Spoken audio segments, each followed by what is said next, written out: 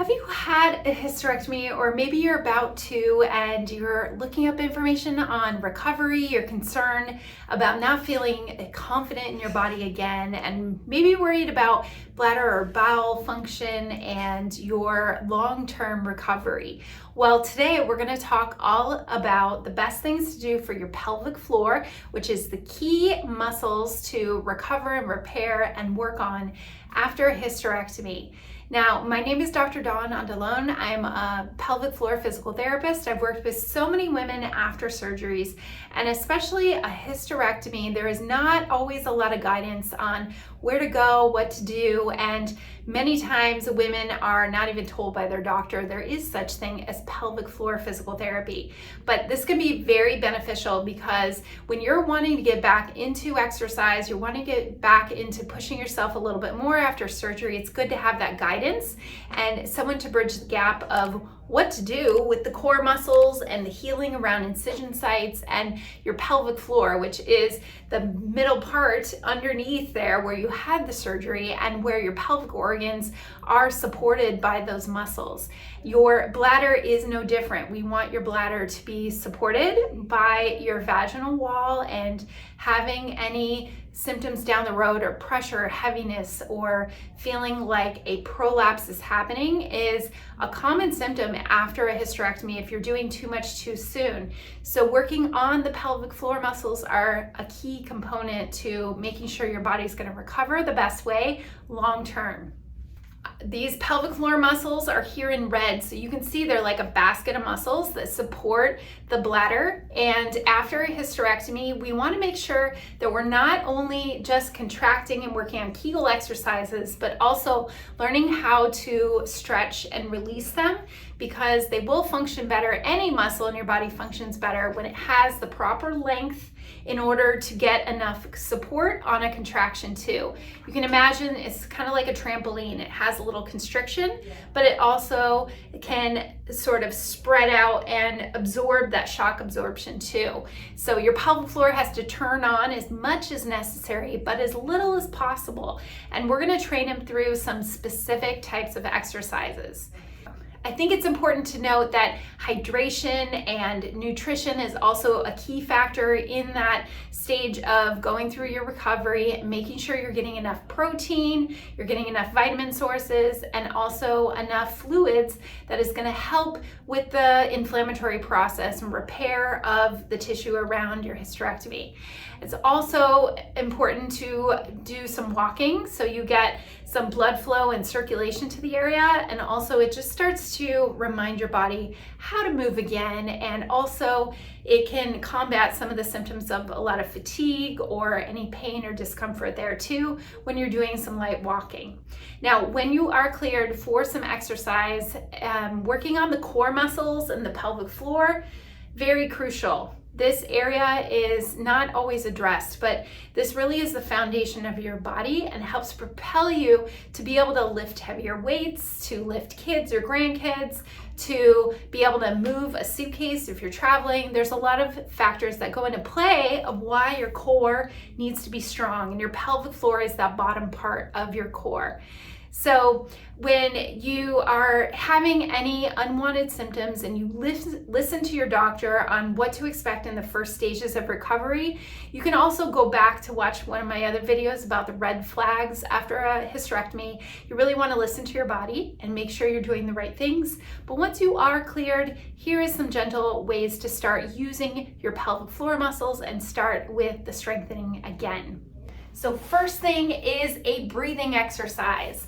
You're gonna be on your back with your knees bent, and I'm just gonna place my hands over my lower belly. I'm gonna think of taking an inhale through my nose and then exhale through my mouth. You will feel the rise and fall of your hands on your stomach, and if you don't, it means you're breathing from the wrong area up here in your chest. So you want to imagine that air going down into the pelvic opening here and down into your lower belly. And just doing some gentle breathing is actually a very safe thing to do immediately after your recovery or immediately during your recovery in that early stages, because it helps also with the blood flow and circulation. It can help with some of the pain relief, and also to down-regulate your nervous system, which feels a little more tense and elevated when you are having some pain. So doing about 10 of those, that's the first step.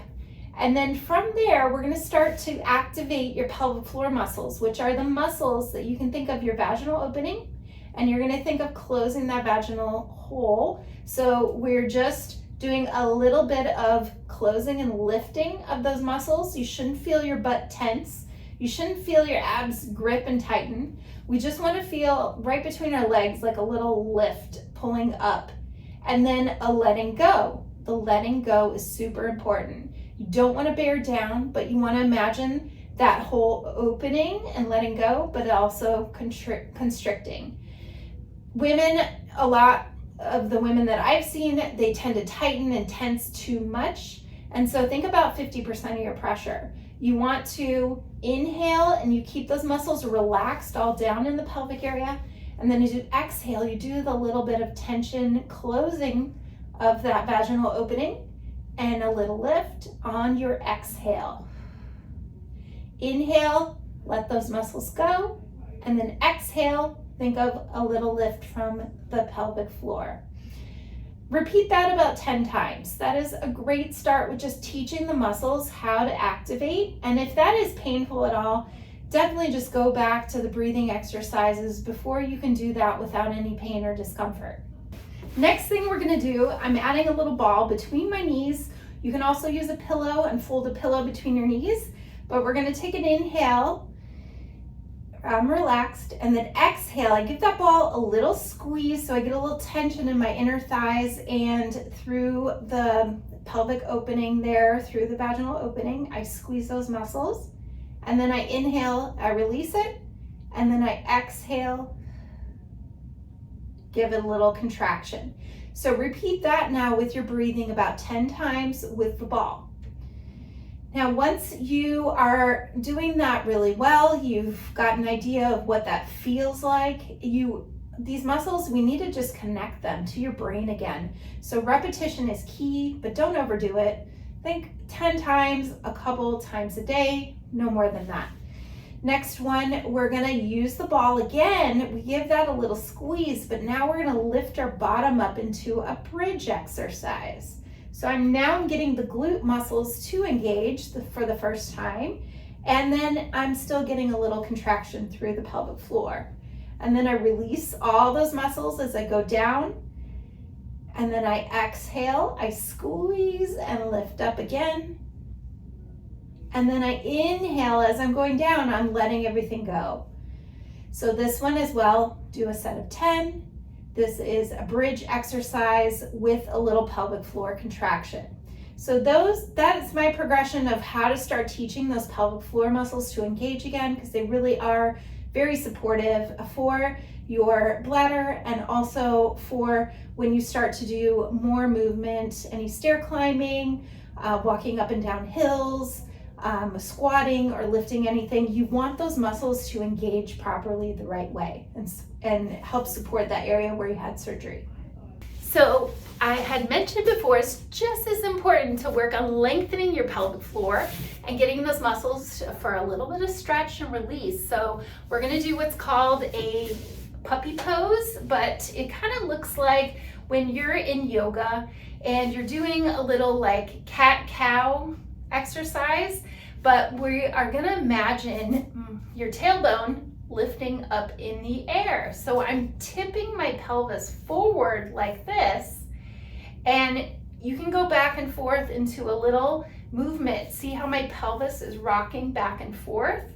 So as I tip forward, I'm getting some stretching and lengthening through my back part of my pelvic floor, more at the anal opening there, but those pelvic floor muscles need to learn how to release and let go. So doing a puppy pose, you're not really holding it, you're just working on the pelvic mobility there and a little stretching.